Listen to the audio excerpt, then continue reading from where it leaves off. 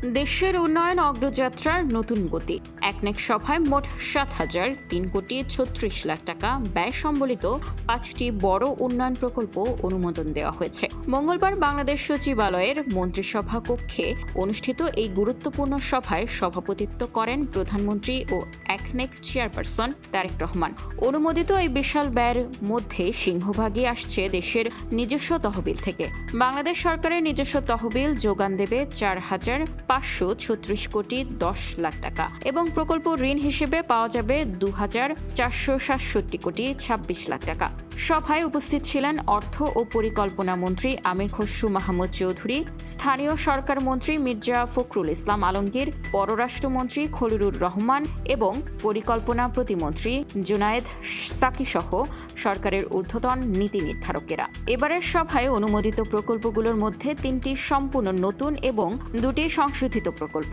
এর মধ্যে সবচেয়ে আকর্ষণীয় প্রকল্প হল প্রধানমন্ত্রীর কার্যালয়ের অধীনে Chinese economic and industrial zone এর সহায়ক অবকাঠামো নির্মাণ। এছাড়া পানি সম্পদ মন্ত্রণালয়ের অধীনে ফেনীর মুহুরী কহুয়া বন্যা নিয়ন্ত্রণ, করতোয়া নদী সিস্টেম উন্নয়ন এবং কুষ্টিয়ার মিরপুর ও কুমারখালীতে পদ্মা নদীর ভাঙন রোধে বড় প্রকল্প অনুমোদন দেওয়া হয়েছে। পাশাপাশি কারিগরি শিক্ষাকে ছড়িয়ে দিতে শিক্ষা মন্ত্রণালয়ের অধীনে ১০০টি উপজেলায় একটি করে টেকনিক্যাল স্কুল অ্যান্ড কলেজ স্থাপন প্রকল্পের ৩য় সংশোধনীর অনুমোদন মিলেছে।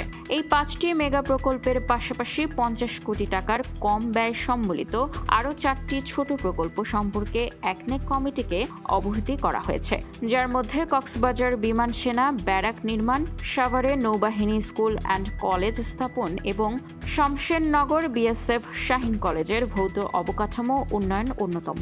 শিল্প, শিক্ষা আর নদী শাসনের এই মহাপরিকল্পনাগুলো মাঠ পর্যায়ের বাস্তবায়িত হলে দেশের অর্থনীতি ও জীবনযাত্রায় বড় ইতিবাচক পরিবর্তন আসবে, এমনটাই প্রত্যাশা বিশেষজ্ঞদের।